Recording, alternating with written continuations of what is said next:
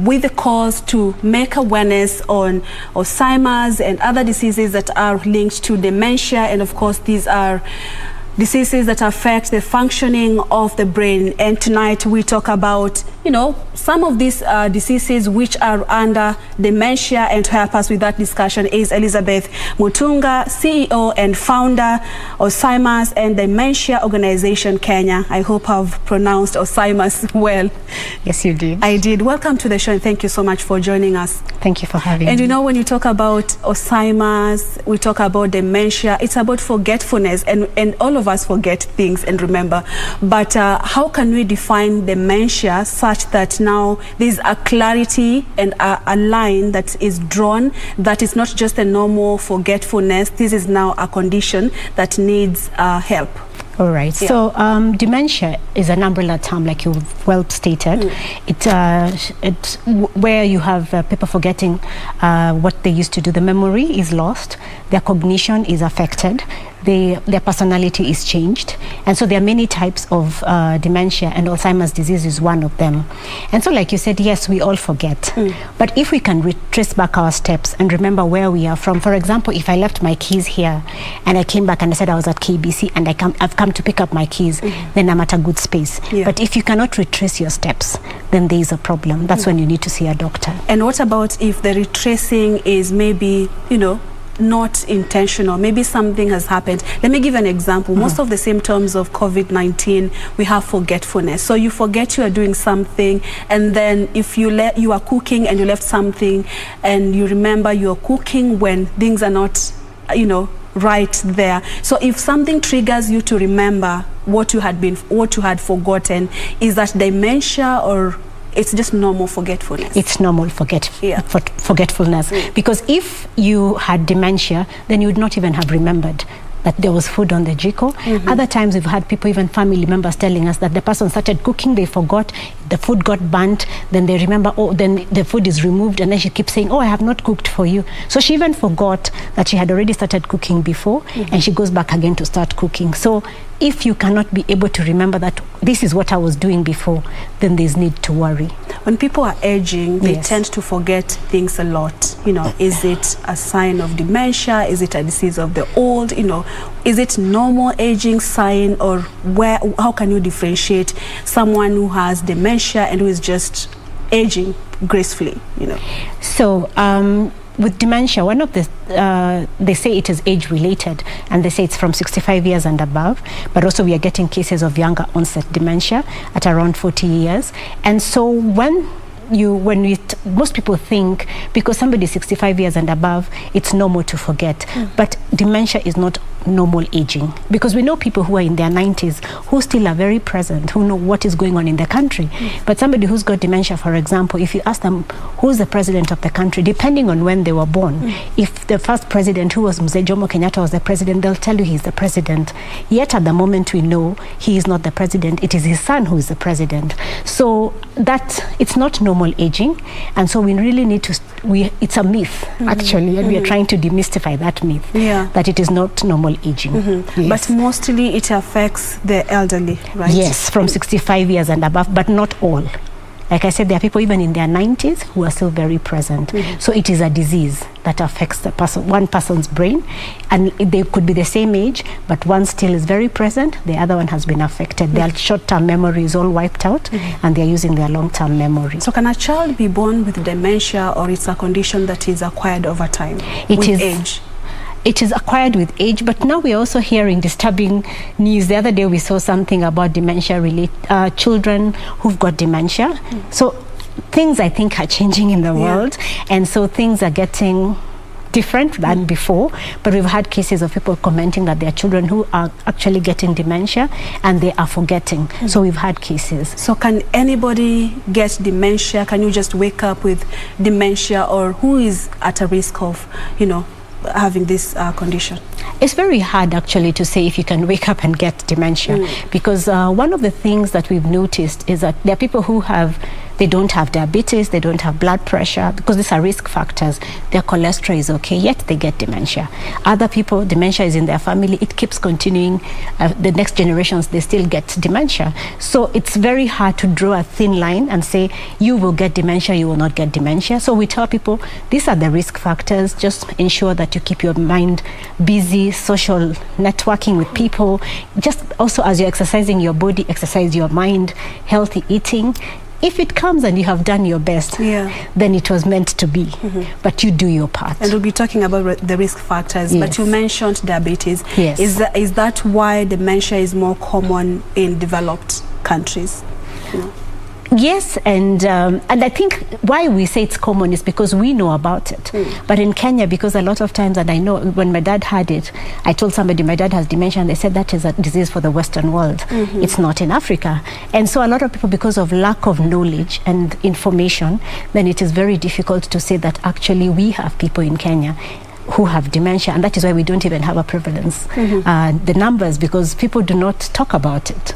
We keep it amongst ourselves. The African culture, we don't talk about mental health issues. But it's common among the elderly, and you said even 40-year-olds and our children. So what causes it? That's an interesting question. We do not have an answer. Because a lot of people will tell you either somebody went through stress and they ended up getting dementia. For example, loss of money, if they were working and they no longer get a salary, for example, or they were retrenched, or loss of a spouse, or loss of income. Loss actually plays a big part. Another thing that we have noticed is people now who have diabetes may end up getting dementia. People who have blood pressure, because even now dementia is known as type 2 diabetes. So there's all these other risk factors, but there's nobody who has actually told us this is the cause of dementia. We do not know. There's no known cause for dementia. No. But then how am I able to tell that I think now I have dementia, or even helping either a family member, a friend? What are some of the signs, signals that this could be a case of dementia? So one of the things that you'll actually pick is that they will keep repeating themselves. For example, now we've had this conversation with you, and then I keep repeating myself and saying the same thing that I've said before. So that is one of the symptoms that you'll notice. They keep wandering away, and they're not able to, like I said, retrace back their steps. For example, they will go out and they come back home, and they're not even able to even open the gate and get in. And so they'll stand at the gate and try to figure out, what am I supposed to do? And they keep wandering to try and figure out, what do you do with yourself? Lack of motivation. If somebody was able to wake up and do their own stuff, they're no longer able to do it. And so like even showering, just brushing your teeth, things that you do without being told, now it becomes a burden for them. Another thing that you'll notice is that they will become very, they are not able to tell the time and place where they are at, so they don't know if it is morning or at night. So sometimes they'll sleep during the day, and at night they are packing because they want to go to their homes. Another thing that commonly they say is that they're going home. And the home they're talking about is not the home where they are staying at the moment, it's the home where they grew up when they were younger. So they go back to their late teens, early 20s, and they'll start talking about their mom, and my mom is calling me. And in most cases, most of them, their parents have passed on. And we have different stages of this condition. We have mild cases, and at what point, if we have advanced cases of a case of dementia, maybe you can tell us how bad can it get? So there's early, mid, and late stage. And so early is when now you start noticing these changes in personality. Once in a while they will forget, they'll laugh about it, you laugh about it, and they'll tell you, oh, it's old age. And then as they progress, they get to middle stage where they're not able to do a lot of things for themselves. So you'll have to have people maybe taking care of them, employ caregivers. And then towards the late stage is now when they're not able to do anything for themselves at all, including feeding themselves. And once you lose something, you cannot get it back. So they're not able to walk, so they maybe will be on a wheelchair, they will not be able to feed themselves, they're on diapers, and so even they're struggling even to eat.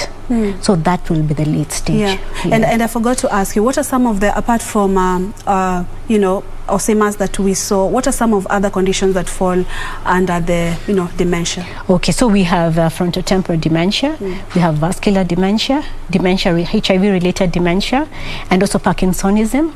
And also we have dementia due to alcohol, too much intake of alcohol. Yeah. Yes, but there are many others. Yeah. And they're such a serious conditions because they affect your brain, and you cannot remember anything. It's a bit disturbing. Can these conditions be reversed? Are they treatable? So sometimes if somebody is presenting with memory loss, there could be issues like maybe vitamin B12 deficiency, or they have a thyroid problem, or they could also be going through depression.